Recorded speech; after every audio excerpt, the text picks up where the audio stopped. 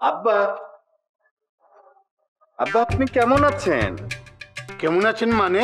না, এখন তো আপনারা নিচতলার বাসিন্দা, তাই তো রোজ রোজ আর দেখা হবে না। তুমি কি যে আমার লোকে মস্করা করতেছ? ছি ছি ছি ছি, এটা কি বলেন? আপনার সাথে মস্করা করব কেন? আপনি তো আমার শ্বশুর। আপনি কি আমার বেয়াই হন যে আপনার সাথে মস্করা করব? করতেছ তো। তুমি হলে মিচকা শয়তান, ব্যাককলের ভান ধরে থাকো আর তলে তলে ঠিকই বদমাইশি করে যেতেছ।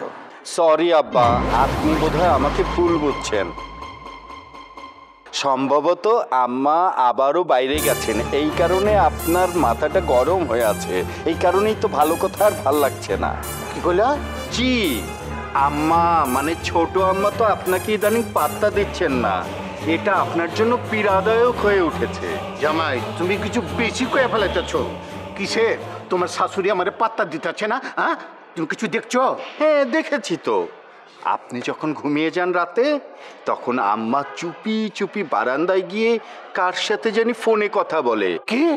হ্যাঁ, সাইড ইফেক্ট তো দেখাই যাচ্ছে। তিনি তো এখন আর আপনাকে আগের মতো গুরুত্ব দেন না। দেন?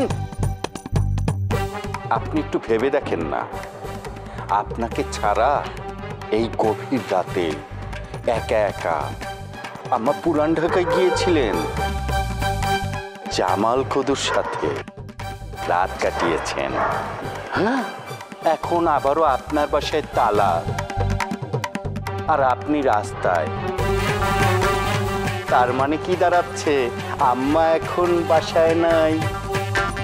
তিনি কোথায় আছেন সেটা আপনি নিজেও জানেন না, কারণ আপনার ফোন আম্মা ধরেননি। কিন্তু তিনি কোথায় আছেন সেটা আমি জানি। তুমি জানো মানে? জানেন তো, আম্মার সাথে আমার খুব ভালো সম্পর্ক। আম্মা আমাকে খুব পছন্দ করেন। আমি যখন দেখলাম আপনাদের ঘরে তালা দেওয়া, আম্মাকে ফোন দিলাম। আম্মা বললেন আমি পুরান ঢাকায়। কি?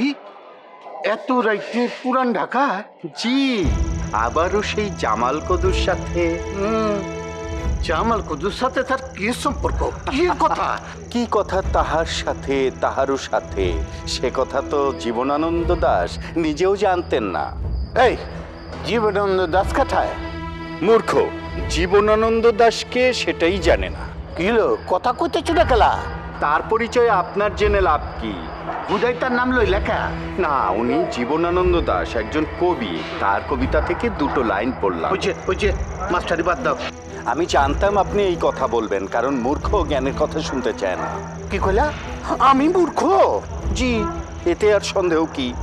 তোমার খারাপ খারাপ, তোমার আমি আমাকে কিছু বললে কিন্তু ওই আতর মহলে আর থাকতে পারবেন না। এই কথাবার্তা ঠিক মতো কও। আপনি এতদিন ওই আতর মহলে থাকতে পেরেছেন আমার জন্য, শুধু আমার জন্য। বুঝা পারছি, তুমি শাশুড়ির মাথাটা খেয়ে ফেলাইছো। জি না, আমি মোটেও মাথা খাইনি, কারণ আমার শাশুড়ি আম্মা আমাকে অনেক বিশ্বাস করেন, কিন্তু আপনাকে একদম করেন না। আপনি বিশ্বাস ভেঙেছেন একবার না, সেটা বারে বার। আপনার ওই স্ত্রীর কথাতে, আপনি ওই স্ত্রীর কথাতেই সিমির উপর বারে বারে রাগিয়ে তুলেছেন, বিষিয়ে তুলেছেন, সিমির সাথে সম্পর্ক নষ্ট করেছেন। এই তুমি আমার চোখের সামনে থেকে যাও তো, যাও যাও। হ্যাঁ, যাবো তো অবশ্যই, কিন্তু ভালো হয়ে যান, না হলে কিন্তু ওই আতর মহলে একদম থাকতে পারবেন না। গেলি কেন তোরে যদি আমি পাই